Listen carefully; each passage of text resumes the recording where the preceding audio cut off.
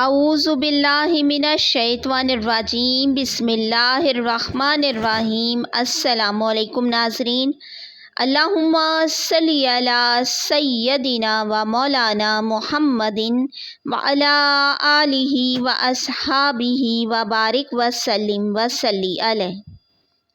ناظرین، آج میں آپ کے ساتھ شیئر کر رہی ہوں خواب میں طوفان دیکھنا اور اس کی مختلف صورتوں کی سچی تعبیر، جیسے کہ خواب میں سمندری طوفان دیکھنا، آندھی یا گرد و غبار کا طوفان دیکھنا، پانی کا طوفان دیکھنا، یا خود کو طوفان سے بچے ہوئے دیکھنا، یا تو خود کو طوفان میں پھنس جاتے ہوئے دیکھنا۔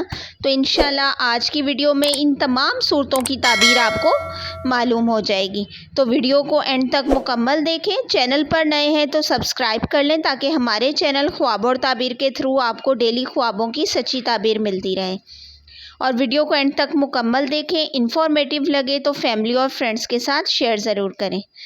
ناظرین، صاحب خواب مرد ہے یا خاتون ہے، اگر انہوں نے خود کو سمندری طوفان کے اندر پھنسے ہوئے دیکھا ہے، یہ کسی آزمائش، زندگی میں اچانک تبدیلی یا کسی مشکل صورتحال کی نشاندہی کرتا ہے۔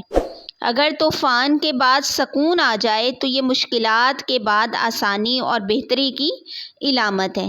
ناظرین، اگر کسی نے خود کو خواب میں آندھی یا گرد و غبار کے طوفان میں پھنسے ہوئے دیکھا ہے، یہ کسی بڑی پریشانی، الجھن یا غیر یقینی صورتحال کی تعبیر ہے۔ اگر خواب میں آپ محفوظ رہیں تو اس کا مطلب یہ ہے کہ آپ ان مسائل سے کامیابی سے نکل جائیں گے۔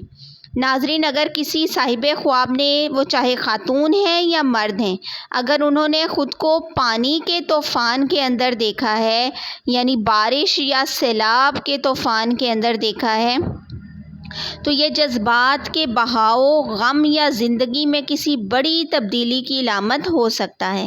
اگر خواب میں طوفان سے زیادہ نقصان ہو تو یہ کسی نقصان یا پریشانی کی تعبیر ہوتا ہے۔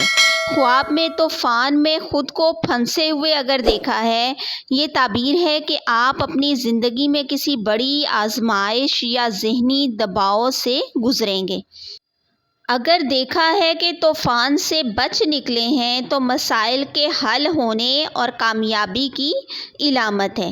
ناظرین، اگر کسی نے خود کو خواب میں طوفان کو دور سے دیکھا ہے، یعنی کہ طوفان کو آپ نے اپنے نزدیک نہیں دیکھا اور نہ ہی آپ اس طوفان سے متاثر ہوا ہیں، بلکہ آپ نے صرف دور سے اس طوفان کو دیکھا ہے، تو یہ کسی مستقبل میں کسی بڑے چیلنج یا مسئلے کی تعبیر ہے، جس کے لیے آپ کو تیار رہنے کی ضرورت ہے۔